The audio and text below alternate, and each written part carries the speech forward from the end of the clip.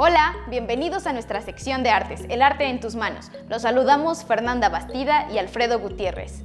Hoy, en este espacio de reflexión y construcción del conocimiento, vamos a acercarnos a dos temas que tal vez ya nos parezcan muy conocidos, pero los haremos desde otra perspectiva.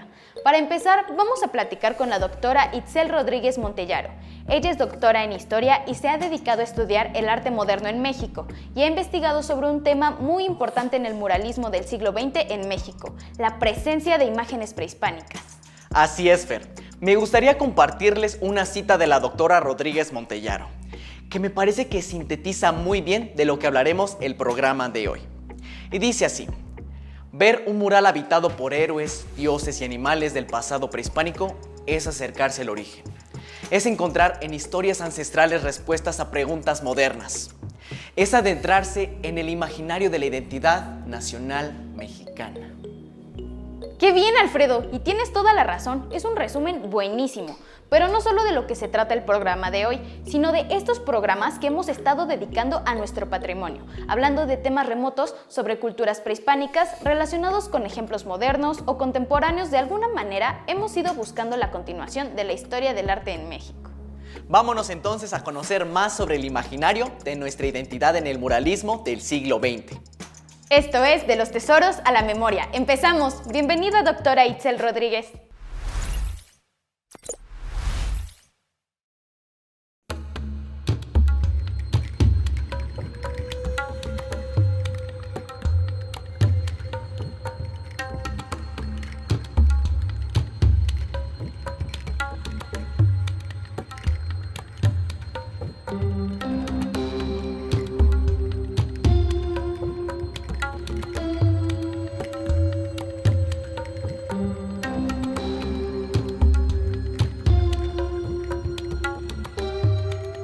¿Cuál fue la renovación cultural que se buscaba tras la Revolución Mexicana?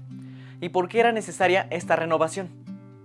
Durante la Revolución Mexicana aparecieron nuevos actores históricos, como por ejemplo los campesinos, por ejemplo toda la gente que venía del norte que pertenecía al medio rural, y pues la nación del Porfiriato respondía a intereses de otro tipo de dinámica social. Entonces era necesario pues que los nuevos actores políticos, por ejemplo los gobernantes, tomaran en cuenta a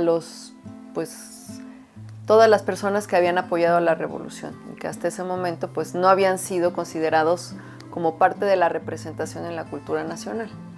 No hay una nueva representación como tal, sino que se recogen elementos que vienen desde el siglo XIX. Por ejemplo, la pintura de historia, ¿sí? Hay, además del muralismo, que empezó en la década de los 20 y que fue sobre todo pues patrocinado por el gobierno desde el Ministerio de Educación, de un ministro de Educación que se llamaba José Vasconcelos. Se hicieron murales, se hicieron además una nueva política de educación artística. O sea, el arte pasó a formar parte de un poder transformador de la sociedad. Entonces, en los murales, que es de lo que hoy vamos a platicar, se presentan sobre todo pues, temas de historia, como puede ser la conquista, como puede ser la independencia, como es el reciente movimiento revolucionario. Se presentan también temas como el pasado prehispánico, porque es en esta época cuando se empieza a decir que el origen de la nación mexicana está en el pasado prehispánico. Ese era un tema que se debatía.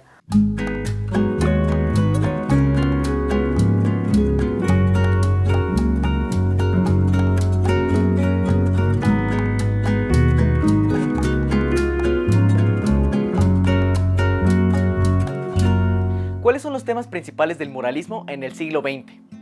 El muralismo empieza en 1920 y sigue, yo creo que hasta nuestros días. Entonces, este muralismo del que estamos hablando ahora es el muralismo que se da después de la Revolución Mexicana y que sobre todo en la década de los 20 y de los 30 se empiezan a desarrollar temas que tienen que ver con la pintura de historia, que tienen que ver con el pasado indígena, que tienen que ver con la lucha obrera y campesina, que tienen que ver con la vida del pueblo mexicano y que tienen que ver con temas sobre todo de identidad social y de la discusión política que en ese momento se llevaba a cabo. También otro de los temas fundamentales del muralismo y que sobre todo se desarrolla en la pintura de Diego Rivera es el pueblo mexicano.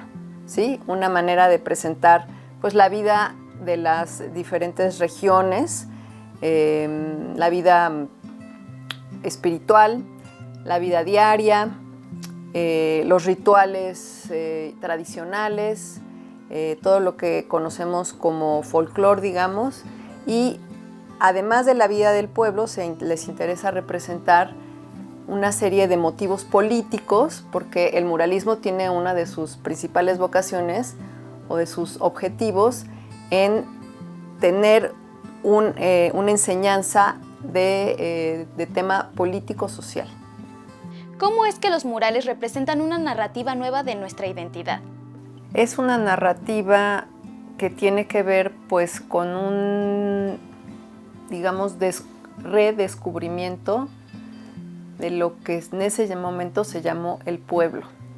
Es un redescubrimiento que sobre todo tiene una mirada, pues podríamos decir antropológica, porque le interesan las formas de vida, le interesan las formas de vida espiritual, de vida económica, de ritualidad, de todo lo que tiene que ver pues con ser, digamos, una sociedad, pero también con búsquedas de identidad. ¿Qué es lo que específicamente podemos, en ese momento pensaban los que estaban pintando y sobre todo, bueno, pues todos estos intelectuales que se ocupaban en definir qué era la nación mexicana, qué es lo que podemos establecer como lo mexicano? Y esa decisión pues tenía que ver pues con las costumbres y se hizo una selección de lo mexicano en ese momento. ¿Cómo integran los muralistas imágenes prehispánicas y de indigenismo en sus murales? Bueno, ese es un tema pues amplio porque casi todos los muralistas tuvieron una posición frente al pasado indígena que en ese momento, pues como decía hace rato, se establece como el momento de fundación de la nación. Creo el que tiene más imágenes de esto y hace, digamos, desarrolla toda una serie de ciclos pictóricos es Diego Rivera. También lo pinta José Clemente Orozco, también lo pinta David Alfaro Siqueiros y otros muralistas que, como pues todos los que estaban en ese momento en la creación de significados del nacionalismo, estaban ubicando al pasado prehispánico como un momento fundacional de la nación.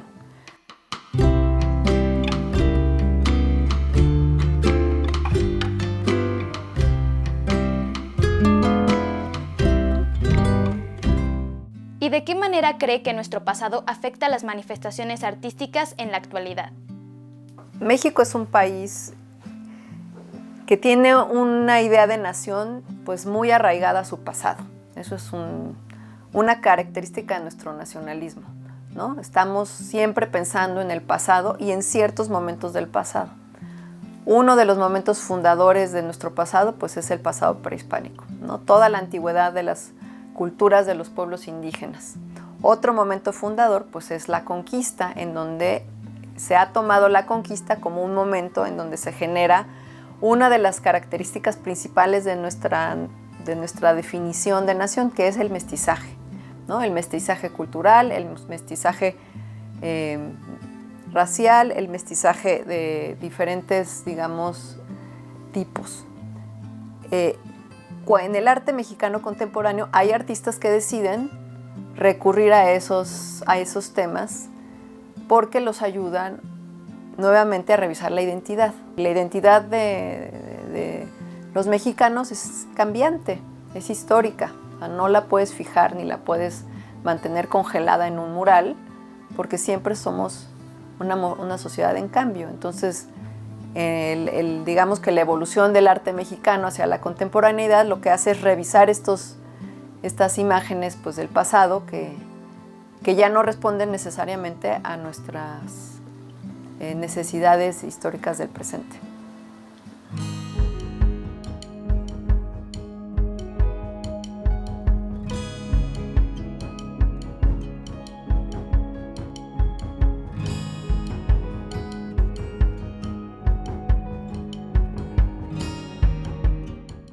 Muchas gracias, doctora Rodríguez Mortellaro, por este recorrido a través de la construcción histórica de nuestra identidad nacional.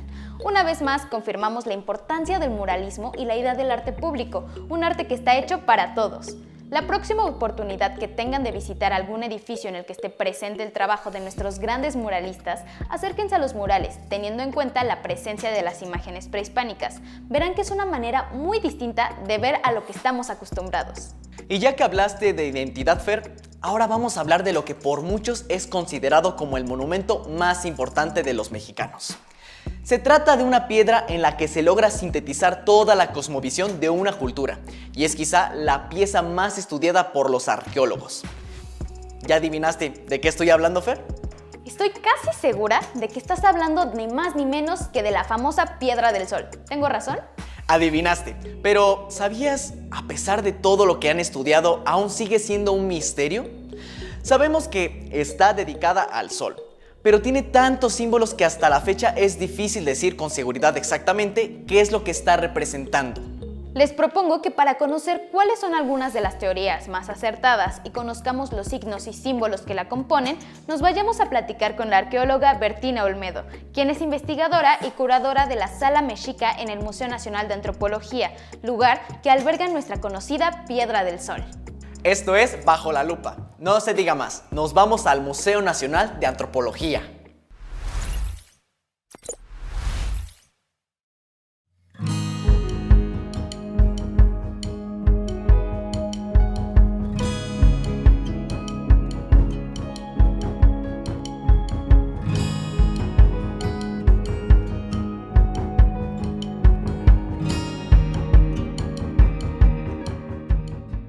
¿Nos puedes decir cuándo fue descubierta la Piedra del Sol? Fray Diego Durán, uno de los religiosos que llegó a la Nueva España con el fin de catequizar a los indios, nos dejó una crónica indispensable para conocer la cultura mexica y la historia de su conquista. El fraile relata que todavía a mediados del siglo XVI la piedra podía verse tirada en la Plaza Mayor, pero el arzobispo de entonces, Fray Alonso de Montúfar, la mandó enterrar porque según él ejercía una mala influencia en los habitantes de la ciudad. Ahí permaneció oculta hasta su descubrimiento el 17 de diciembre de 1790, pocos meses después del hallazgo de la Coatlicue en la Plaza Mayor de la capital de la Nueva España, por las obras de remodelación emprendidas por el rey Revillagigedo. El lugar de su descubrimiento fue cerca de la esquina sureste de la plaza, frente a una de las puertas del Real Palacio y muy cerca de la acequia. Tras ser descubiertas, cada una de las esculturas tuvo un destino diferente. La Coatlicue, monumento muy incomprendido desde su descubrimiento, fue enviada a los patios de la Real y Pontificia Universidad de México, que se encontraba en donde actualmente está la Suprema Corte de Justicia, entre Venustiano Carranza y Corregidora. Ahí permaneció un tiempo tras una reja, para ser enterrada después por el temor que despertó en las autoridades el hecho de que empezaron a depositar ofrendas a la antigua diosa. La Piedra del Sol, en cambio, se instaló en el muro oeste de la torre poniente de la Catedral Metropolitana, frente a la actual calle 5 de Mayo, para que todo el que pasara pudiera verla y enorgullecerse del pasado de esta nación en la que empezaban a soplar los vientos de independencia. En 1865, el emperador Maximiliano de Habsburgo fundó el Museo Nacional en el edificio que fuera la Casa de Moneda, dentro del predio del Palacio de Moctezuma II, actual Palacio Nacional. 20 años después, en 1885, el entonces presidente Porfirio Díaz decide trasladar la Piedra del Sol del muro de catedral al museo para inaugurar la Galería de los Monolitos. El arduo traslado estuvo a cargo del arqueólogo Leopoldo Batres, con la ayuda de la Secretaría de Guerra y Marina. La pieza podía verse en la parte central de la Galería de los Monolitos, inaugurada en 1887 por Porfirio Díaz. Casi todo el mundo se toma fotos, como podemos observar. Finalmente, en junio de 1964, la Piedra del Sol fue trasladada a la actual sede del Museo Nacional de Antropología en el bosque de Chapultepec. Al salir del recinto, le cantaron las golondrinas y en tan solo 1 hora y 15 minutos llegó al monumento a su nueva casa, donde desde entonces ocupa un lugar destacado. En las siguientes fotografías podemos atestiguar su recorrido por las calles de la ciudad. Aquí está saliendo del museo, por las calles del centro, por Reforma. El arquitecto responsable del diseño del nuevo edificio fue Pedro Ramírez Vázquez. Su intención fue que la Piedra del Sol ocupara el vértice opuesto a la parte central de la entrada del museo y que fuera visible desde el acceso a la sala como la pieza más importante.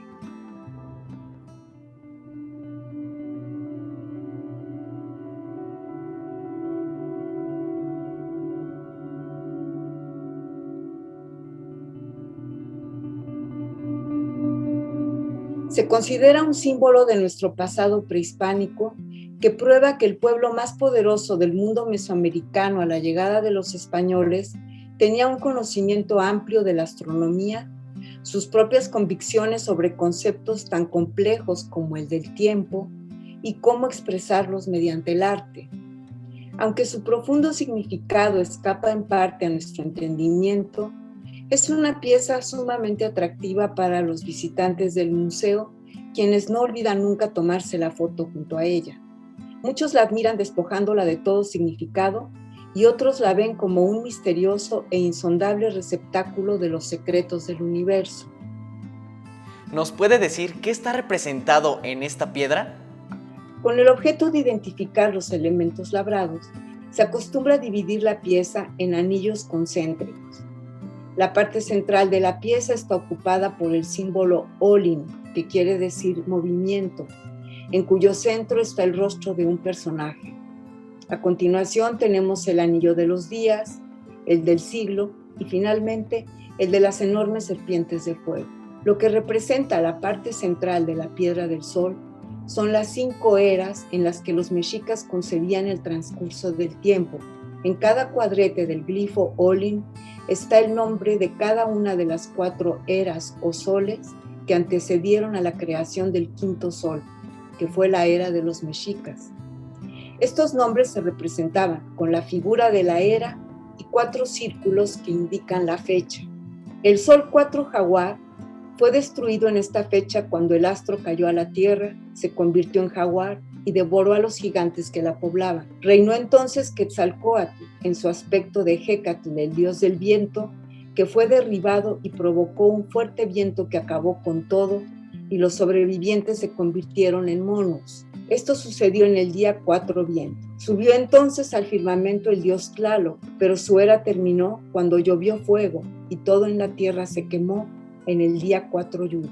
Los sobrevivientes se convirtieron en guajolotitos. Tomó su lugar la diosa del agua Chalchutlicue, cuyo reinado terminó en el día 4 agua con un terrible diluvio, y los que quedaron vivos se convirtieron en peces. Finalmente, subió a alumbrar a la tierra el quinto sol, el de los mexicas, destinado a perecer por temblores de tierra en el día 4 movimiento o Nahui Olin. El siguiente anillo contiene los 20 signos de los días del calendario náhuatl. El año solar consistía de 18 meses de 20 días, más 5 días que se consideraban vanos o de mala suerte, dando así la cuenta de los 365 días del año solar. A continuación, se observa un anillo con pequeños cuadros con un símbolo que consiste en 4 cuentas, una en cada esquina y una cuenta al centro.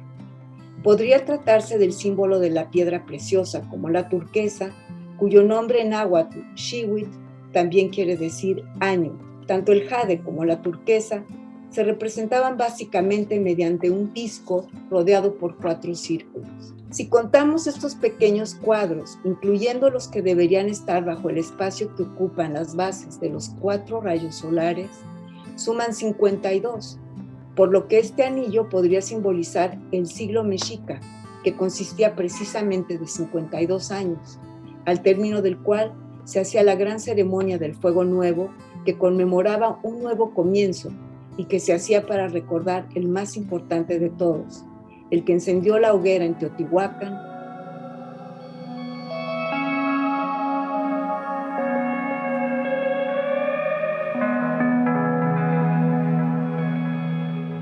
Solo me resta comentar que la imagen de la Piedra del Sol se ha utilizado en todo tipo de publicidad y de objetos como monedas y billetes, así como en diversos objetos de lujo.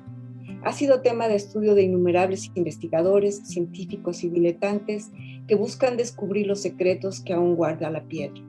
Un verdadero símbolo nacional como el águila sobre el nopal. Gracias a la doctora Bertina Olmedo por haber compartido con nosotros algunos de los misterios de este importante monumento. Ahora sabemos que no lo debemos llamar calendario azteca como erróneamente se creyó. La Piedra del Sol es la síntesis de la cosmovisión de una cultura que adoraba al sol. Como alguna vez lo dijo el doctor Matos Moctezuma, la Piedra del Sol es el tiempo petrificado. Y no olvidemos el famoso poema Piedra del Sol de Octavio Paz.